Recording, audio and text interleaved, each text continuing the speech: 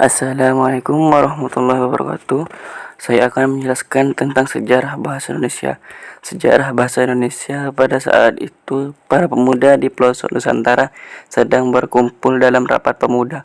Dalam rangka tersebut menghasilkan 3 ikrar yang diberi nama Sumpah Pemuda. 3 ikrar tersebut yakni bertumpah darah yang satu, tanah Indonesia, berbangsa yang satu, bangsa Indonesia, menjunjung bahasa persatuan, bahasa Indonesia. Ikrar yang ketiga merupakan tekad bahwa bahasa Indonesia merupakan bahasa persatuan Indonesia. Pada waktu itulah bahasa Indonesia dikukuhkan kedudukannya sebagai bahasa nasional. Bahasa Indonesia berasal dari bahasa Melayu. Bahasa ini tumbuh dan berkembang dari bahasa Melayu yang zaman dulu juga dipakai sebagai bahasa perhubungan dan perdagangan. Tidak hanya kepulauan Indonesia, tapi hampir di seluruh Asia Tenggara. Di Asia Tenggara, bahasa Melayu mulai dipakai sejak abad ke-7.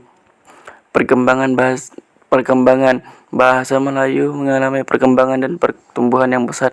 Bahasa Melayu menyebar di pelosok Nusantara bersamaan dengan menyebarnya agama Islam. Ini mudah diterima masyarakat dan dijadikan sebagai bahasa perhubungan antar pulau, antar suku, dan antar pedagang. Lama-kelamaan bahasa Indonesia dipakai di wilayah Nusantara.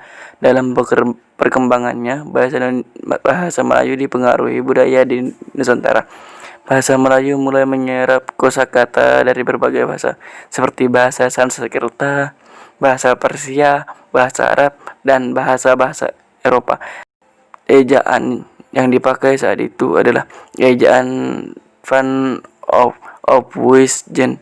Ini merupakan pedoman resmi ejaan pertama yang diterbitkan pada tahun 1901. Bahasa Indonesia waktu itu masih disebut sebagai bahasa Melayu. Bisa ditebak dari namanya, ejaan ini disusun oleh orang Belanda yang bernama Charles A. van Ophuijsen dan dibantu oleh Engku Nawawi Gelar, Sultan Makmur, dan Muhammad Taib, Sultan Ibrahim.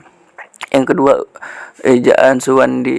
Ejaan ini menggantikan ejaan Van Ophuijsen setelah diresmikan pada tanggal 19 Maret 1947 berdasarkan surat keputusan Menteri Pendidikan, Pengajaran, dan Kebudayaan Republik Indonesia nomor 264 BHG A. Kenapa disebut ejaan Suwandi? Benar sekali, karena penyusunnya adalah Mr. Raden Suwandi yang waktu itu menjabat sebagai Menteri Pendidikan, Pengajaran, dan Kebudayaan. Oh iya, ejaan ini dikenal juga sebagai ejaan Republik. Pembaharuan dari ejaan Suwandi terletak dalam penggunaan diftong atau gabungan dua huruf vokal O dan E yang diganti menjadi huruf U dan dihapusnya tanda apostrof. Nah, tanda apostrof itu diganti menjadi huruf K atau tidak ditulis sama sekali.